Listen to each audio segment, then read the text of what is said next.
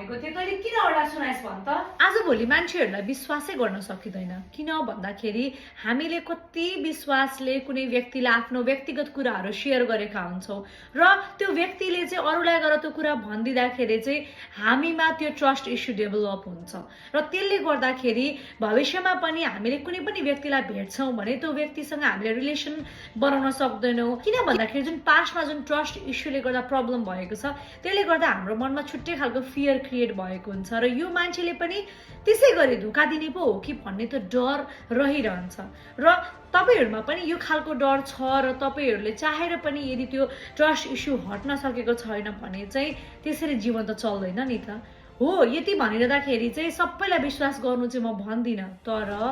सबैलाई विश्वासै गर्न छोडियो भने हामीले हाम्रो डेली लाइफमा सानो सानो कुरा पनि गर्न सक्दैनौँ सो के गर्ने त भन्दाखेरि एकैचोटि कुनै पनि व्यक्तिलाई भेटिन्छ भने विश्वास गरि नहाल्ने केही समय त्यो व्यक्तिसँग संगत गर्ने त्यो व्यक्तिको व्यवहार कस्तो छ संस्कार कस्तो छ सबै कुरा एनालाइज गर्ने अनि स्लोली चाहिँ त्यो व्यक्तिसँगको रिलेसन चाहिँ डेभलप गर्ने त्यो भयो भने के हुन्छ तपाईलाई भोलिको दिनमा त्यो व्यक्तिसँग चाहिँ लङ टर्मसम्म रिलेसन जाँदैन जस्तो लाग्छ भने पनि तपाईसँग त्यो स्पेस हुन्छ त्यो टाइम हुन्छ